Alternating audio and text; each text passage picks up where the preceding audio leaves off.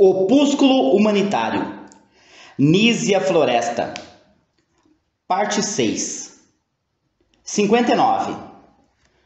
Tocamos nos indígenas em geral, e é de suas mulheres que queremos somente falar. Dignas por suas virtudes inatas de receber educação moral e intelectual que as colocasse a par de nossas mulheres civilizadas, as aborígenes do Brasil foram as primeiras vítimas imoladas à licença dos homens da civilização, que vieram trazer ao seu país as vantagens da vida europeia. Companheiras submissas e fiéis de seus maridos, a quem seguiam na guerra e ajudavam com incansável zelo e natural dedicação em diferentes mistérios da vida errante, na cabana ou fora dela, sua sorte era preferível à que depois lhes trouxe o cristianismo de seus vencedores, envolvendo-as na atmosfera de seus vícios, ligando-as ao férreo poste da escravidão e vendo-as como faziam com inaudita atrocidade sob o mesmo céu onde Deus as havia feito nascer com seus irmãos no pleno gozo da liberdade. Falando-se-lhes de Cristo e dos salutares bens de sua santa religião, desmentia-se em geral pela prática a vida com elas e com os seus as máximas que as tinham chamado ao grêmio da igreja. Não obstante, porém, essa conduta e a falta absoluta de educação moral, as indígenas fornecem exemplos de virtudes e de heroísmo que poderiam ser colocados a par dos que têm apresentado as mulheres civilizadas de todos os tempos e nações, com o duplo merecimento de serem tais exemplos promovidos pela espontaneidade, que não pelo cálculo, que preside de ordinário as grandes ações dos povos civilizados. Quereis ver a mãe na sublime simplicidade do amor materno? Contemplai as indígenas em todas as correrias que eram e são forçadas a fazer, seguindo os maridos através dos bosques, perseguindo ou fugindo ao inimigo, sobrecarregadas dos filhinhos, além dos objetos que são obrigadas a levar. Segui-as, entre outras, na grande emigração, aconselhada tão pateticamente pelo seu grande chefe, Japiaçu, resignadas a deixarem aos usurpadores de sua pátria todos os bens de que nela gozavam, a fim de subtraírem seus filhos à opressão e ao opróbrio, que tanto havia já pesado sobre seus pais. E de vê-las hoje mesmo, como nós as vimos nos restos de algumas aldeias ao norte, ao sul do Rio de Janeiro, desenvolverem no estado intermediário do selvagem civilizado, ligadas dia e noite a seus filhinhos por mais fortes vínculos de natural afeição do que muitas mães da nossa sociedade, não os deixando, como muitas destas, em seio estranho, alguma vez mesmo enfermos para irem tomar parte nos prazeres do mundo ou satisfazerem uma etiqueta da sociedade. Quereis ver a esposa terna, previdente, dedicada e fiel? Contemplai a célebre Paraguaçu, captando para o esposo as simpatias e os favores da sua tribo, ajudando-o em sua missão civilizadora e civilizando-se ela mesma para amenizar-lhe os dias, privado como se achava ele das comodidades europeias. Circunspecta e fiel aos seus deveres, quando passou à França e apresentou-se na corte de Catherine de Médicis, que lhe deu seu nome, servindo-lhe de madrinha. Ela atraiu a admiração de todos por seu tipo americano, suas graças ingênuas e sua dedicada afeição pelo esposo, com quem voltou à Bahia, no mútuo e constante empenho de utilizar aquela nascente colônia. Quereis admirar o amor em toda a sua espontaneidade e na grandeza da abnegação pessoal? Vede Moema, a sensível e infeliz Moema, lançando-se ao mar, seguindo a nado o navio que lhe levava o homem por quem só prezava a existência e por quem queria morrer, não podendo com ele viver.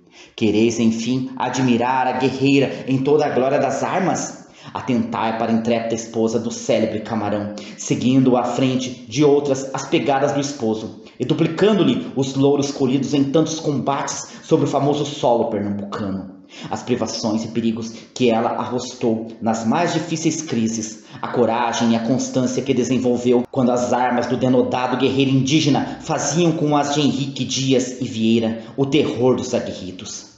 Batavos foram muito superiores pelas circunstâncias em que se achava e pelos combatentes que a rodeavam, às que imortalizaram Joana d'Arc. Elas mereciam, por sem dúvida, de seus vindouros, se não estátuas, que não sabemos ainda erigir aos nossos gênios, ao menos justos tributos de homenagem, que fizessem corar aqueles que têm propalado a falsa reputação de covardia e inaptidão dessa raça, que cooperou para que o Brasil não fosse então arrancado ao povo que o havia descoberto. De tantos triunfos, porém, de tanta dedicação e fidelidade, nenhuma glória, nenhum feliz resultado ficou às futuras gerações, que em pouco desaparecerão, talvez inteiramente, do solo brasileiro. 60. A fidelidade conjugal foi e é quase sempre seguida pela mulher indígena. Todos os que têm conhecimento de sua história sabem que, fáceis antes de tomarem marido, respeitam depois os laços que as ligam a este, sendo o adultério olhado com horror entre os selvagens. Boas mães e esposas fiéis, eis aqui duas qualidades preciosas comuns às nossas indígenas, dois vínculos santos que ligam e enobrecem a família, vínculos que sabem no estado selvagem respeitar, apresentando exemplos que bem merecem ser considerados pelas mulheres civilizadas de todos os países. Quanto ao que se tem inventado e dito de sua preguiça natural, falta de fé e repugnância por fixar-se em qualquer lugar, responderemos que vimos nas aldeias que visitamos mulheres aborígenas mais constantemente ocupadas em diferentes trabalhos do que mesmo as mulheres das classes pobres das nossas cidades, que todavia não se faz em passar por preguiçosas. Elas são aptas para todo o gênero de trabalho e artefatos, e tanto as que tivemos a nosso serviço como as que se educaram entre nossa família deram-nos sempre provas da mais constante dedicação. Estamos, pois, convencidos de que, se a sua raça não tem dado sempre exemplos tais, é antes por causa do maltratamento que com ela se emprega, do que por defeito de sua índole, geralmente dócil e boa. Não podemos, portanto, ver sem mágoa a indignação e depreciação em que se tem aos aborígenes quando das grandes virtudes são capazes e tão úteis nos poderiam ser. As mulheres são não somente mais íntegras que as africanas e mais próprias a ajudar-nos a criar nossos filhos, servindo-nos com fidelidade e submissão, sem o servilismo e vícios das infelizes escravas, mas também suscetíveis das mais doces e nobres afeições. Sua alma encerra preciosos tesouros que uma educação bem dirigida abriria àqueles mesmos que tanto desdenham de sua raça. Os resultados do método paternal empregado pelos verdadeiros apóstolos da civilização cristã nesta parte da América atestaram que os aborígenes eram suscetíveis de aperfeiçoarem-se em qualquer arte e dignos de concorrerem por sua bravura, docilidade e constância para o engrandecimento e glória do Brasil. Que eles não mereciam o desprezo em que foram depois deixados. Desejamos que não o ateste geral, como já parcialmente o tem atestado a raça africana arrastada às nossas praias, por sedenta ambição, por crime atroz. Quando, por sábio decreto de um rei justo e humano, a revoltante escravidão dos nossos indígenas foi abolida e a introdução dos infelizes africanos veio substituir o vergonhoso tráfico que em todo o Brasil se fazia com aqueles, julgou-se conveniente procurar exterminar os que acabavam de libertar-se de direito que não de fato, porquanto a perseguição continuou debaixo de outro caráter, e ainda em nossos dias com horror o sabemos. Caçam-se os selvagens em suas matas como animais ferozes, para prendê-los, arrancar-lhes as mulheres e filhos, que se retêm e fazem servir como escravos, em muitas roças e casas do interior das províncias. Debalde, um ou outro amigo da humanidade tem querido generalizar o sistema conciliador, que faria esquecer a esses infelizes um passado de horror e de vergonha para povos civilizados. Seus esforços têm sido quase sempre frustrados. E digamo-lo com franqueza, enquanto os louváveis esforços desses verdadeiros amigos da humanidade não forem coadjuvados por uma vontade decidida do governo em tomar medidas enérgicas para substituir a perseguição e barbárie havidas com esses infelizes, maneiras conciliadoras e humanas, a missão de civilizar os selvagens não passará de uma farsa, com que se pretende entreter e distrair os espectadores do trágico drama, horrorosamente repetido em nossas florestas e retiradas habitações pelos dignos descendentes de seus primeiros exploradores. 61. Não comentamos, apenas simplificamos, e muito, as causas que têm privado o Brasil de numerosos e fortes braços de que tanta precisão tem. Manda ele procurar no estrangeiro à custa de imensas somas e sacrifícios, exposto a eventualidades desagradáveis que por mais de uma vez se tem dado soldados, quando possuem em seu próprio seio com que formar, querendo numerosas e respeitáveis legiões de bravos. Negligenciando-se a civilização dos selvagens, tem-se não somente tirado ao Brasil os seus legítimos e empenhados defensores, mas também a todos os seus filhos a vantagem de serem servidos por braços livres dos que, nascendo em nosso mesmo solo, não nos teriam, por sem dúvida, transmitido vícios estranhos, inextinguíveis calamidades. Aqueles que são levados pela avareza ou por um funesto prejuízo, que a nossa civilização não tem até aqui podido desarraigar do espírito de todos, olharão essas considerações como verdadeira utopia. E nós, os amigos dos infelizes aborígenes, não sabemos quais merecem ser mais lamentados, se estes ou aqueles. Sabem-se os terríveis abusos que se continuam a cometer, procurando se catequizar os selvagens. Todos terão lido a narrativa que a respeito fizeram diversos e verídicos viajantes, a quem, doando Deus sentimentos humanitários, não podem deixar de profundamente magoar a sorte desses infelizes. Entre outros, ainda há pouco lemos o muito interessante escrito do Sr. Teófilo Benedicto Ottoni, Viagens às Margens de Mucuri, em que esse digno brasileiro fala deles com uma imparcialidade e esclarecida justiça que muito nos tocou.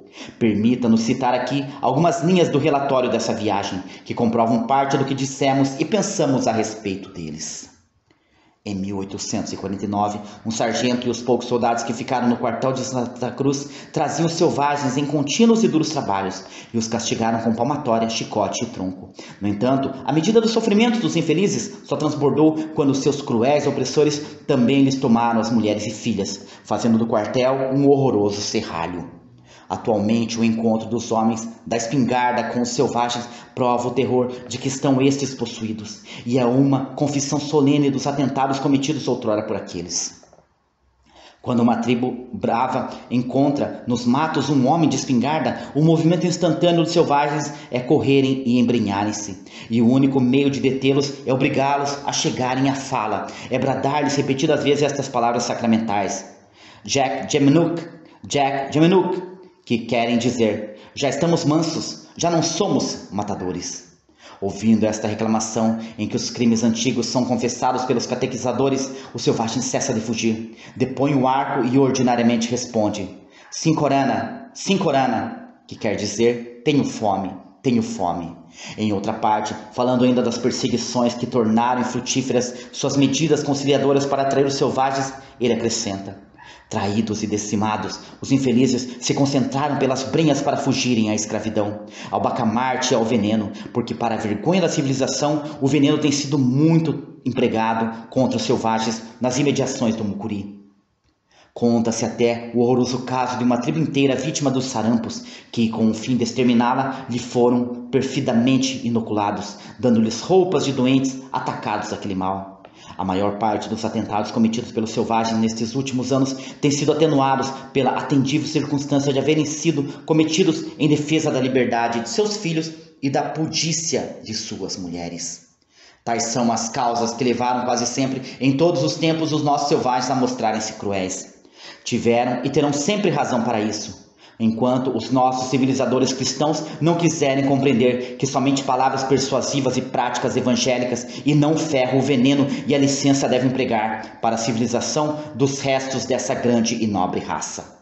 Do pouco que havemos expandido relativamente às qualidades naturais da mulher indígena, queremos concluir que ela é digna de ocupar outra posição em nossa terra, e que o desprezo com que foi sempre e continua a ser olhada a sua raça pelas nossas outras populações é um abuso antinacional, anticristão, que os nossos governantes e o nosso clero devem fazer desaparecer, empregando por bem da pátria e da igreja meios mais próprios e seguros para consegui-lo. A humanidade e a civilização reclamam imperiosamente deles convenientes medidas para arrancar essa pura, digna porção do povo brasileiro, a vida em que vegeta, e torná-la útil como incontestavelmente pode ser a uma e a outra.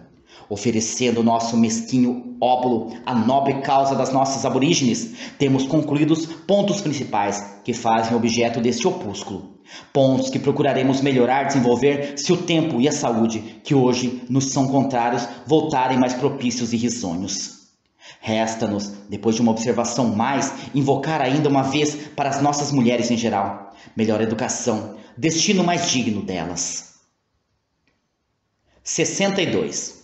Por mais rigorosas que tenham sido as instituições dos povos concernentes à exclusão absoluta da mulher e de toda sorte de governo público, quem há aí que ignore ter ela a maior influência nas ações dos homens e, por conseguinte, nos destinos dos povos? Desde o último subalterno até o mais alto dos funcionários, são todos mais ou menos, não diremos somente inspirados, mas dirigidos por seu amor, se não por seus caprichos, que têm mais de uma vez desviado da senda de seus deveres os maiores gênios, os caracteres mais abalizados. Passamos em silêncio o vergonhoso predomínio da mulher sem mérito na vida privada do homem, para apontar somente aquele que influi em sua vida pública. Quantas vezes a pena do circunspecto magistrado tem-lhe tremido a mão, firmando uma sentença contra sua consciência para satisfazer o pedido de uma esposa que lhe implora pelo réu de justiça. Quantas outras o guerreiro impávido, à frente do inimigo da pátria, no campo de batalha curva o joelho e depõe a espada aos pés de uma mulher amada, se esta exigir dele o sacrifício de sua glória e mais ainda o de sua honra. E os monarcas não têm alguns fechado os ouvidos às reclamações de seus súbitos para seguirem os ditames do coração, que lhes fala por um desses seres destinados a baterem o orgulho do homem, curvando-o à sua vontade? Pois, apesar do quanto se tem dito, e se continuará a dizer, da fragilidade da mulher, a preeminência da razão do homem, este dobra quase sempre essa razão ao amor daquela, árbitro de suas ações. Quem mais do que a mulher precisa de uma boa educação corresponde às condições em que se acha colocada? Quem mais do que ela deve esclarecer o seu espírito de sorte e não abusar do império que exerce sobre o homem e dirigir este à sua própria ventura e ao bem da humanidade? A vós, pais de família, a vós cumpre remediar os erros das gerações extintas. Educai vossas filhas nos sólidos princípios da moral, baseada no perfeito conhecimento de nossa santa religião, no exemplo de vossas virtudes, quer domésticas, quer cívicas, em vez da leitura de inflamantes e perigosos romances que imprudentemente lhes deixais livres. Fornecei-lhes bons, escolhidos livros de moral e filosofia religiosa, que formem o seu espírito, esclareçam e fortifiquem sua razão. A história, principalmente a de nossa terra, de que bem poucas se ocupam, é um estudo útil e agradável, mas digno de ocupar as suas horas vagas que certos contos de mau gosto, inventados pela superstição ou fanatismo ignorantes para recriar a mocidade sem espírito. Fazei-lhes compreender desde a infância que a mulher não foi criada para ser a boneca dos salões, a mitológica ridícula divindade, a cujos pés queimam falso incenso os desvarados adeptos do cristianismo. Inspirai-lhes o sentimento de sua própria dignidade e a firme resolução de mantê-la intacta e vantajosamente por ações dignas da mulher, dignas da cristã, dignas da humanidade. Bane de seu espírito os errôneos preconceitos que por aí vogam a respeito da fraqueza do sexo, fazendo-as penetrar-se desta verdade evangélica. A fraqueza escudada nas virtudes cristãs será sempre invencível. Paz, governo, povos do Brasil, elevai os olhos para esse esplêndido firmamento que se estende, variando constantemente de mil encantadoras cores por sobre as nossas cabeças. Volvei-os depois para essa perene e pomposa vegetação, incansável de expandir a vossos pés seus ricos tesouros, esperando da vossa mão direção mais digna dela. Contemplai todos esses prodigiosos dons da providência, desdobrados a olhos indiferentes, e recolhei-vos depois em vossos pensamentos e meditai. Não vos diz a consciência que a mulher nascida nesta vigorosa terra superabundante de magnificências naturais, respirando sob um céu radiante no meio da poesia de tão admirável natureza, não se pode limitar ao papel que tem até hoje representado? Não sentis que a sua missão nesta parte da América civilizada, tão balda ainda de instituições caridosas, não deve ser a de recolher factícios triunfos tributados à matéria, quando o seu espírito pode e deve pretender a elevar-se a mais dignas e nobres aspirações, promovendo na terra o bem do seu semelhante? A providência, colocando-vos tão vantajosamente, pareceu chamar-vos a comandar um dia os destinos de toda a América do Sul, assim como aos filhos da União, os de toda a América do Norte.